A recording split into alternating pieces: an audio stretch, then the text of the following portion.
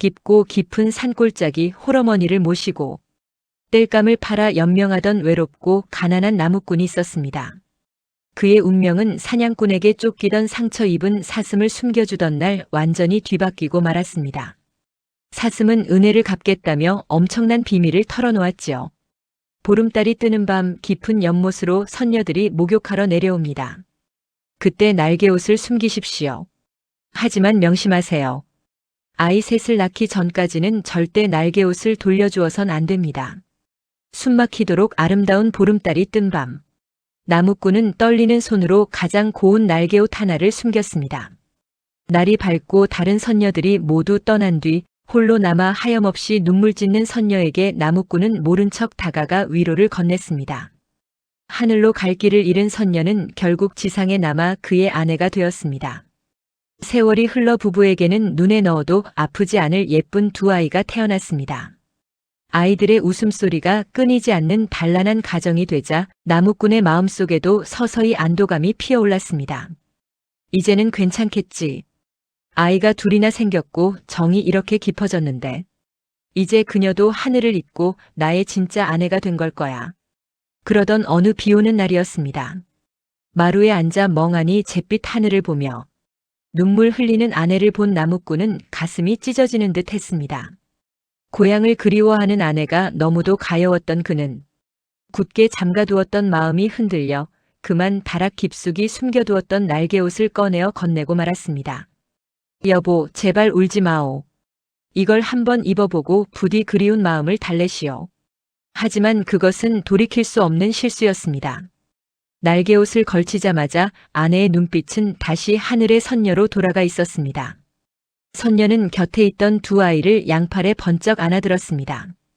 그제야 나무꾼은 사슴에 간곡했던 경고가 벼락처럼 떠올랐습니다. 여보, 안 돼요. 제발 가지 마오. 나무꾼이 다급히 소리치며 손을 뻗었지만 아내의 발끝은 이미 땅에서 떨어져 있었습니다. 선녀는 아무런 말 없이 애처롭게 울부짖는 남편을 내려다보며 두 아이와 함께 하늘 높이 솟아올랐습니다. 텅 빈 마당에 털썩 주저앉아 아내와 아이들이 흔적도 없이 사라져버린 야속한 하늘만 하염없이 올려다보는 나무꾼. 훔친 옷으로 잠시 곁에 둘 수는 있었으나 그녀의 진짜 마음마저 가질 수는 없었습니다. 헛된 욕심이 부른 사랑의 대가는 하늘과 땅의 거리만큼이나 아득하고 뼈저린 이별뿐이었습니다. 백제가 멸망하던 날 낙화암에서 꽃잎처럼 떨어져 내린 삼천궁녀. 우리가 수없이 들어온 백제 의자왕의 이야기입니다. 나라가 망하는 줄도 모르고 삼천궁녀와 방탕한 생활을 즐겼다는 망국의 암군. 하지만 여러분, 이 이야기가 승자가 만든 지독한 과장이라는 사실을 아십니까? 상식적으로 생각해 보겠습니다. 당시 백제의 수도였던 사비성, 지금의 부여는 인구 5만 명 남짓의 작은 규모였습니다. 그 좁은 궁궐에 3,000명이나 되는 궁녀가 살았다는 것 자체가 물리적으로 불가능합니다. 게다가 낙화암은 3,000명이 서 있기엔 턱없이 비좁은 바위죠. 3,000명이라는 숫자는 훗날 조선 문인들이 백제의 멸망을 안타까워하며 시를 지을 때 쓴 아주 많음을 뜻하는 문학적 비유에 불과했습니다. 그것이 오랜 세월을 거치며 마치 역사적 사실처럼 굳어진 것입니다. 그렇다면 진짜 의자왕은 어떤 인물이었을까요? 그는 결코 무능한 호색한이 아니었습니다. 젊은 시절엔 부모에게 효도하고 형제애가 깊어 해동의 증자라 불릴 만큼 뛰어난 성군이었습니다. 왕위에 오른 후엔 직접 군사를 이끌고 신라를 공격해 무려 40여 개의 성을 함락시키는 정복 군주의 면모를 보여주었죠.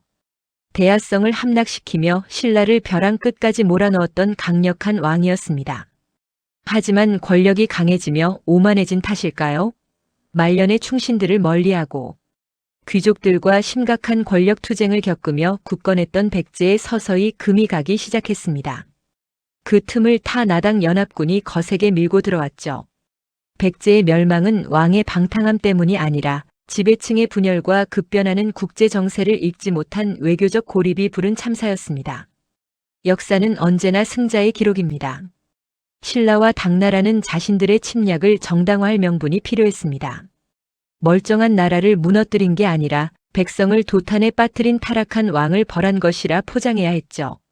그래서 강력했던 적국 백제의 마지막 왕에게 삼천궁녀라는 치욕스러운 꼬리표를 달아 철저히 깎아내린 것입니다. 1400년이 흐른 지금도 백마강은 말없이 흐릅니다. 삼천궁녀라는 허구에 가려져 나라를 잃고 쓰러져간 백제인들의 진짜 피눈물을 외면하고 있던 것은 아닐까요?